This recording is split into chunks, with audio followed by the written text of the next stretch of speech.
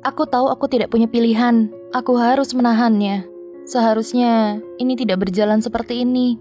Aku hanya tidak bisa berpikir yang lain selain merasa bersalah atas apa yang telah kulakukan pada ayah.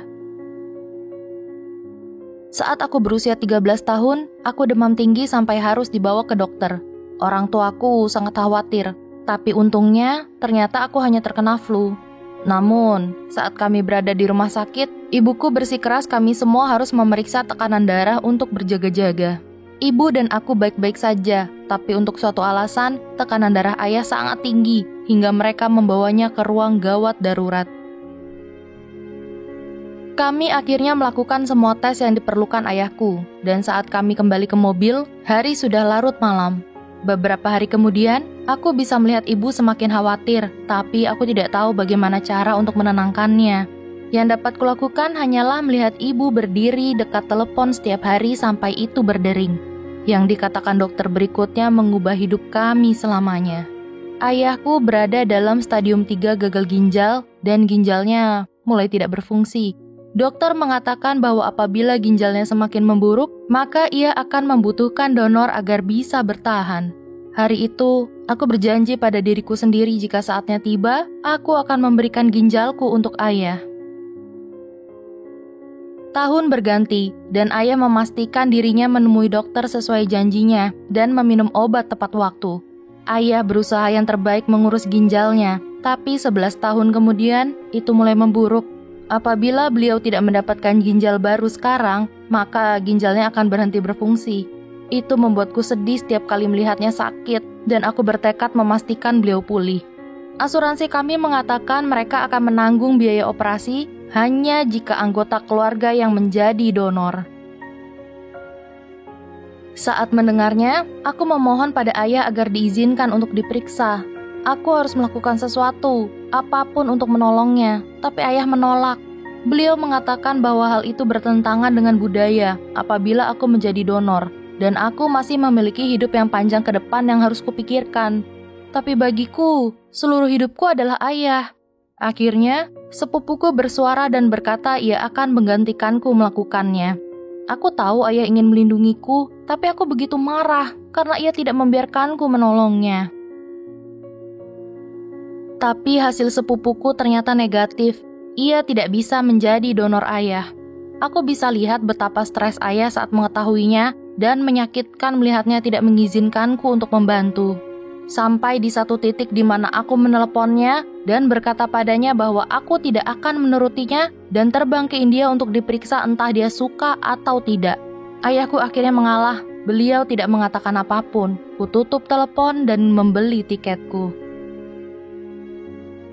Segera setelah menemui orang tuaku, ibuku berkata bahwa beliau sudah melakukan tes dan menunggu hasil apakah ia bisa menjadi donor ayahku tanpa sepengetahuanku. Aku terkejut akan keputusan ibu dan mengkhawatirkan kesehatannya. Tapi setelah berbicara dengannya, ibu mengatakan, "Bagaimana bisa? Aku hanya diam saja dan tidak melakukan apapun." Ibu memilih menjadi istrinya dalam keadaan apapun. Aku belum bisa mencerna situasi sepenuhnya, tapi sebagian diriku berharap ia tidak cocok. Karena jika ibu cocok, aku tahu aku harus melihat tubuh kedua orang tuaku dioperasi bersama. Aku tak tahan membayangkannya. Itu adalah 12 jam terlama dalam hidup kami. Tapi akhirnya, hasilnya keluar. Ibu cocok menjadi donor. Segera setelah ku dengar hasilnya, hatiku menciut. Aku tahu orang tuaku ingin melindungi masa depanku. Tapi aku tidak ingin ibuku juga menderita. Jujur saja, aku cukup marah karena beliau memilih melakukannya. Aku ingin menjadi donor ayah karena aku tahu aku cukup kuat untuk pulih. Dan sekarang, ketakutan terbesarku terjadi tepat di depan mataku dan tidak ada yang bisa kulakukan.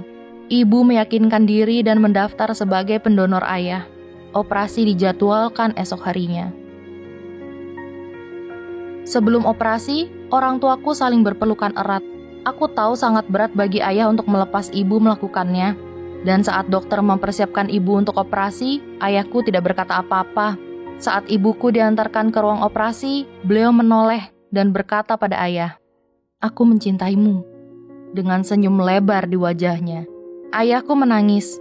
Ku coba untuk menenangkannya, tapi ayah tidak bisa berhenti menangis sampai saatnya masuk ruang operasi. 9 jam itu terasa begitu lama. Aku harus menandatangani dokumen sebagai wali atas kedua orang tuaku dan diberitahu semua kemungkinan yang dapat terjadi. Kedua orang tuaku dan aku tahu protokolnya luar dalam. Tapi itu tidak membuat segalanya menjadi lebih mudah, hanya semakin berat mengetahui bahwa apa saja bisa terjadi. Aku merasa kesulitan bernafas sepanjang waktu. Ibuku keluar lebih dulu dari ruang operasi dan segera dibawa ke ruang ICU. Tapi ayahku membutuhkan waktu lebih lama keluar. Aku mulai merasa khawatir karena aku melihat perawat berlarian keluar masuk ruang operasi. Tapi siapapun yang kuajak bicara, tidak ada yang memberitahuku apapun. Akhirnya, aku diberitahu bahwa dokter bedah ingin bicara denganku. Saat aku memasuki ruangan, ku persiapkan diriku, dan walaupun aku ingin menangis, aku tahu aku harus kuat. Segera setelah aku duduk, dokter bedah memberitahuku bahwa saat mereka sudah berhasil menempatkan ginjal ibuku, mereka tidak bisa langsung menyelesaikan operasi karena ada komplikasi pada ayahku. Jadi, mereka harus menutupnya dengan plester dan menunggu hingga ayahku lebih kuat, dan aku diharuskan memasangkan ventilator pada ayah. Aku benar-benar tidak ingin melakukan hal itu padanya, tapi tidak ada yang bisa kulakukan. Aku hanya bisa berdoa agar ayahku mau berjuang dan bisa selamat. Ayah kemudian dipindahkan ke ICU, berseberangan dengan ibu. Aku diberitahu dokter bahwa aku harus berbohong pada ibuku dan mengatakan bahwa ayah sedang pemulihan di ruang transplantasi. Itu adalah satu-satunya cara agar beliau cepat pulih, karena jika ibu tahu kondisi ayah yang sebenarnya, ibu akan kaget. Ibu tidak tahu sama sekali bahwa ayah ada di sisinya sepanjang waktu. Aku menahan air mata saat ibu bertanya, "Bagaimana ayah?" Yang dapat kulakukan hanya tersenyum, dan setelah semua yang beliau lakukan untuk ayah, aku berbohong dan berkata, "Ayah, baik-baik saja." 24 jam berikutnya terasa sangat lama. Jika ayah membutuhkan sesuatu, aku yang harus menandatangani persetujuannya.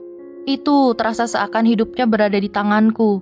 Dan kapanpun, aku bisa saja memilih keputusan yang salah. Yang dapat kulakukan adalah berharap bahwa aku melakukan hal yang benar. Berjam-jam berlalu, dan ibuku mulai sadar.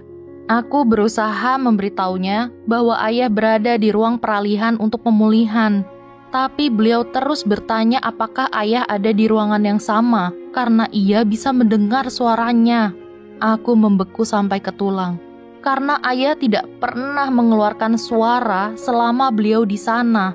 Dan hingga saat ini, aku masih tidak mengerti bagaimana ibu bisa tahu atau bisa mendengar ayah. Ayahku mulai sadar, tapi belum sepenuhnya. Beliau semakin kuat tiap jam, tapi dokter tetap ingin ayah memakai ventilator. Apa yang dokter minta padaku berikutnya menghancurkan hatiku. Aku diminta menandatangani dokumen yang kupikir tidak akan pernah kulakukan. Mereka ingin aku menahan ayahku untuk memastikan beliau pulih lebih cepat. Mereka berkata itu untuk kebaikan beliau, tapi pikiran akan menahan ayahku dengan tali penahan membuatku sedih. Tidak ada yang bisa kulakukan selain menandatanganinya. Aku duduk di ujung ranjangnya, diam-diam menangis, berharap beliau memaafkanku karena menahannya seperti itu. 24 jam berlalu sebelum ayahku sadar kembali, tapi kali ini beliau cukup kuat untuk kembali dioperasi. Para dokter mulai menjahitnya dan menempatkan ayahku di ruang transplantasi kali ini. Tidak ada yang diizinkan untuk memasuki ruangan kecuali ibuku. Walaupun ibu masih lemah karena operasi, beliau bergegas secepatnya untuk ayah. Mereka menunjukkan bekas luka masing-masing dan menangis bersama. Ayah berterima kasih pada ibu karena menyelamatkannya, dan ibu memeluknya erat. Hari itu, aku mulai menghargai hidupku sendiri. Betapa pentingnya itu dan menghargai keluargaku. Cinta antara orang tuaku menunjukkan padaku bahwa pada saat terberat pun, dengan cinta dan dukungan orang yang kita kasihi, kita dapat melalui apapun. Sudah 1 tahun sejak operasi itu, dan kedua orang tuaku sangat sehat dan bahagia lebih dari sebelumnya.